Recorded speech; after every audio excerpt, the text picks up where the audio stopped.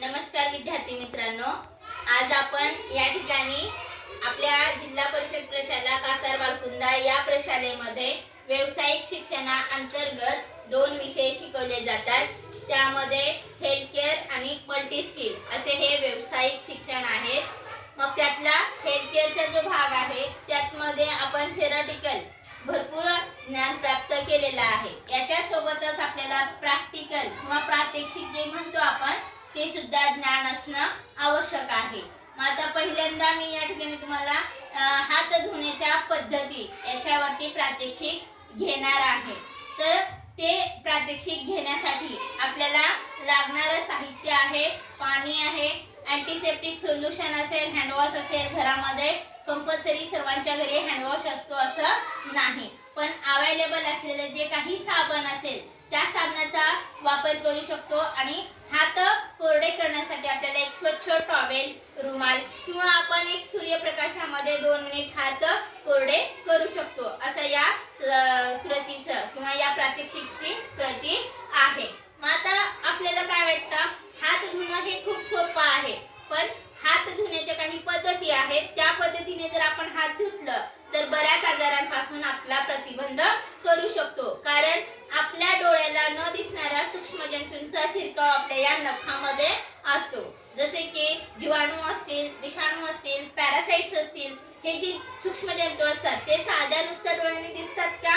नाही, तर हे आपल्याला मायक्रोस्कोप म्हणजे सूक्ष्मदर्शिकेच्या मदतीने ते आपल्याला दिसू शकतात, पण ते जंतू आपल्या शरीरामध्ये जाऊ नये यासाठी आपण एक महत्त्वाची कृती म्हणजे हात धुण्याची पद्धती वापरली पाहिजे। भले आपल्याला ही कृती छोटी वाटेल, पण या कृतीमध्ये खूप सारी मोठी शक्ती दडलेली आहे। मग आपण हात केव्हा केव्हा धुतले पाहिजे? ज्यावेळेस आपण जेवण करण्याच्या पूर्वी, जेवणाच्या नंतर, शौचाहून आल्यानंतर, त्याचसोबत अन्न हाताळण्यापूर्वी, बाळाला खाऊ किंवा भरवण्याच्या अगोदर, स्वयंपाक करण्याच्या अगोदर, स्वयंपाक करायला जाण्याच्या अगोदर सुद्धा तुम्हाला हात धुतला पाहिजे।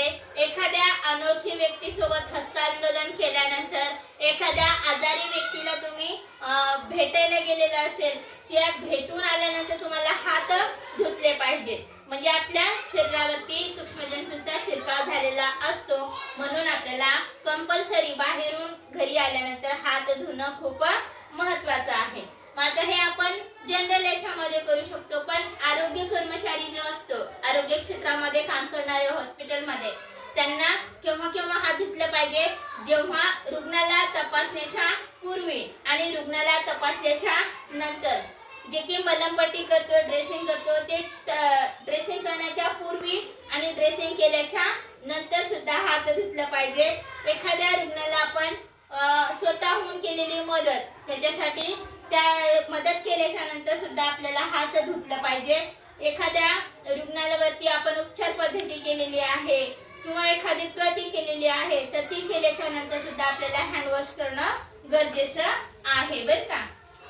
साधारण सर्दी असे जे आजार असतात, संसर्गजन्य जे असतात, एकापासून दुसऱ्यांना होणारे जे आजार असतात, त्यांचा प्रतिबंध करण्यासाठी आपल्याला या हँडवॉशिंग डेमॉन्स्ट्रेशनचा खूप फायदा होऊ शकतो।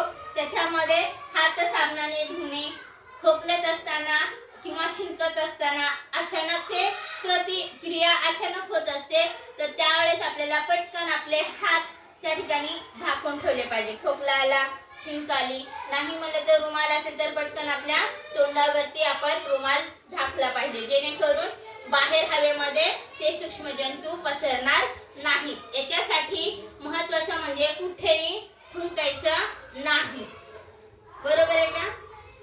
ह्या गोष्टी चांगल्या सवयी आहेत, जे की आपल्याला झालेला संसर्ग इतरांना होणार नाही, आणि त्यातल्या त्यात हात धुण्याची ही कृती जी आहे ती खूप महत्त्वाची आहे।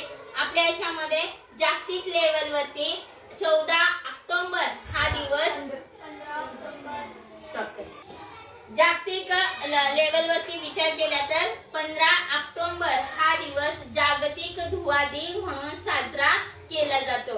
आता हा साजरा करण्याच्या पाठीमागचा कारण किंवा उद्देश काय, तर आजार जे असतात ते आजारावरती प्रतिबंध करण्यासाठी किंवा आजार जे आहेत ते कमी होण्यासाठी या जागतिक हात धुवा दिनाचा उद्देश त्या ठिकाणी दिलेला आहे. मग आता ह्या कृती करण्यासाठी आपल्याला लागणारं साहित्य आता सांगितलं. परत एकदा सांगते, पाणी, स्वच्छ टॉवेल, अँटीसेप्टिक सोल्युशन उपलब्ध असेल तर किंवा एखादा साबण आपल्याला या कृतीसाठी लागणारे साहित्य आहे. मग आता ही कृती करत असताना आता जे काही आपल्या हातामध्ये जे काही सामग्री असेल, आता जशी हे अंगठी आहे बरोबर, ही अंगठी काढून बाजूला ठेवली पाहिजे. आणि वॉच असेल, काही मुलींकडे ब्रासलेट असतात, काहींकडे धागेदोरे असतात, ह्या सगळ्या गोष्टी आपल्याला बाजूला पहिल्यांदा काढून ठेवल्या पाहिजे.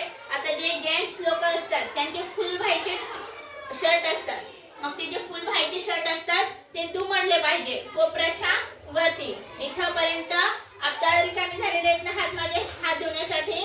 मग हात धुत असताना आपले जे हात आहेत ते प्रथमतः आपल्याला ओले करून घ्यायचे आहेत.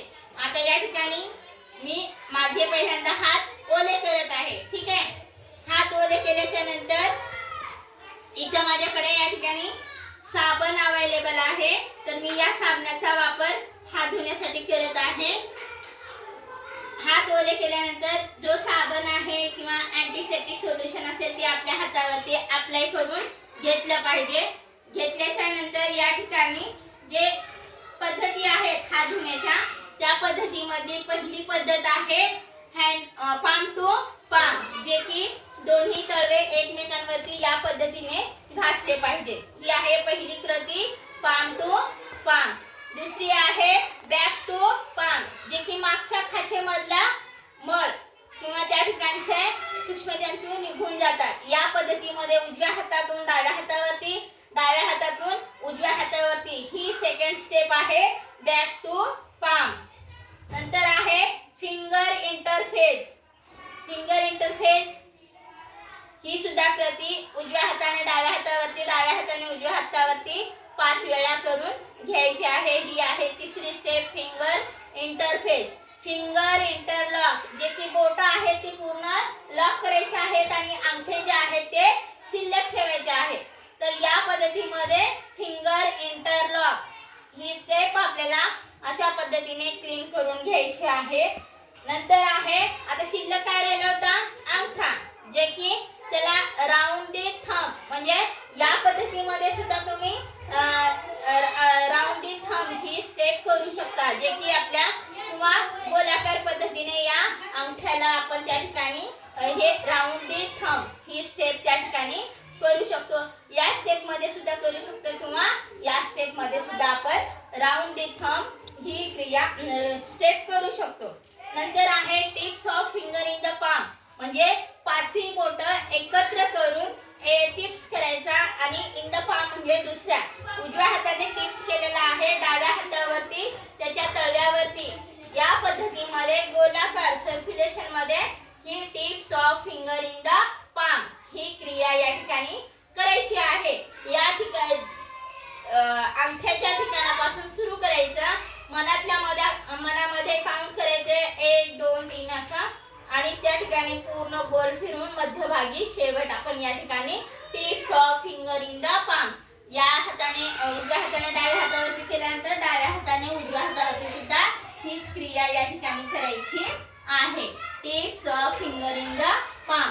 नंतर आहे रिस्ट जॉइंट. रिस्ट जॉइंट म्हणजे मनगट, मनगटाचा जो भाग आहे तो त्या या ठिकाणी या पद्धतीने तुम्ही क्लीन केला पाहिजे. नंतर आहे देन वॉश युअर हँड. आपल्या स्टेप जे होत्या 1 मिनिट जे स्टेप होत्या त्या पूर्ण करून दाखवलेल्या आहेत.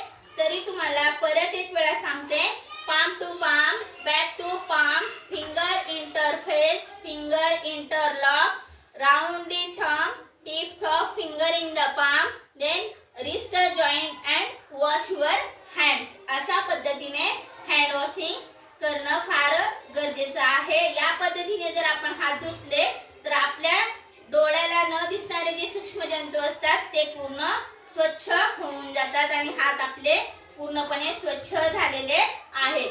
जर आता तुमच्याकडे टॉवेल असेल अवेलेबल स्वच्छ धुतलेला, तर आपण त्या टॉवेलनी आपले हात कोरडे करू शकतो. आणि जर आपले हात धुण्यासाठी आपल्याकडे काहीच अवेलेबल नसेल तर 1-2 मिनिटाची क्रिया या ठिकाणी हे जे हात आहेत असेच आपण सूर्यप्रकाशामध्ये धरून ठेवू शकतो जोपर्यंत आपले 2 मिनिटांमध्ये हात कोरडे होऊ शकतात। तर अशा पद्धतीने हात धुण्याची स्टेप